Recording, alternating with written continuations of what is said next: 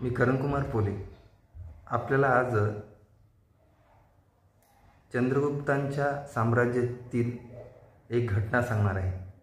ज्या घटनेमध्ये चाणक्य नावाचे मंत्री आपल्या वागण्यातून कुठला संदेश देतात हे तुम्हाला सांगण्याचा प्रयत्न करणार आहे।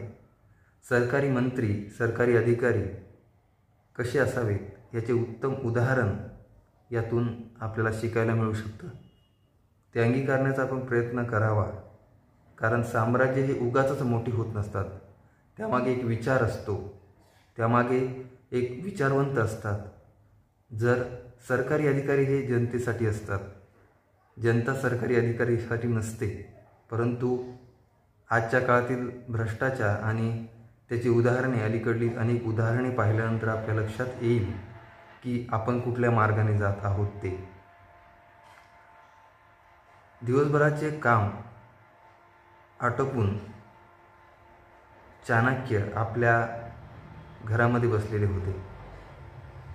तर बसलेले असल्यानंतर आपल्या दिवसभरातील कामांचे काही कामकाज ते दिव्याखाली बसून लिहित होते। लिहित असतानाच एक पाहुणा त्यांना भेटण्यासाठी आला होता। तो पाहुणा येऊन बसल्यानंतर चाणक्याने आपले काम सुरूच ठेवले। त्यांना थांबण्यास सांगितले थोडा वेळ। त्यानंतर लगेचच काम आटोपल्यानंतर त्यांनी ज्या दिव्याखाली ते काम करत होते तो दिवा मालवला आणि दुसरा, आपल्या घरातला दुसरा दिवा त्यांनी सुरू केला।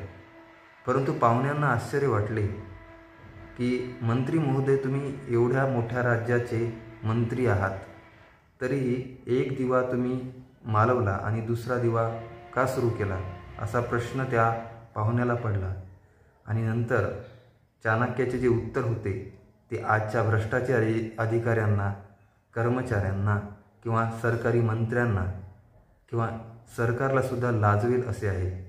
ज्याची अंगीकारना सरकारने करावी, तरच आपलंही राज्य, आपलाही देश एक महासत्ता किंवा न्यायाधिष्ठित राज्य म्हणून ओळखला जाऊ शकतो। परंतु ते होणं गरजेचं आहे।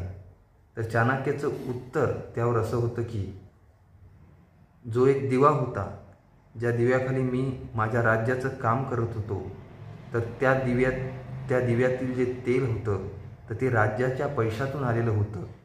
आणि मी जे तुम्हाला आता बोलणार आहे किंवा तुमची भेट देणार आहे ते माझा वैयक्तिक प्रश्न आहे आणि त्यासाठी माझ्या वैयक्तिक खिशातून पैसे जाणे आवश्यक आहे।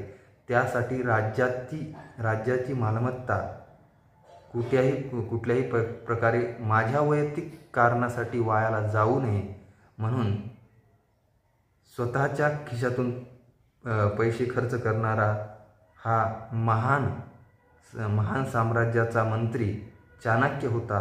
म्हणून ते साम्राज्य महान होतं।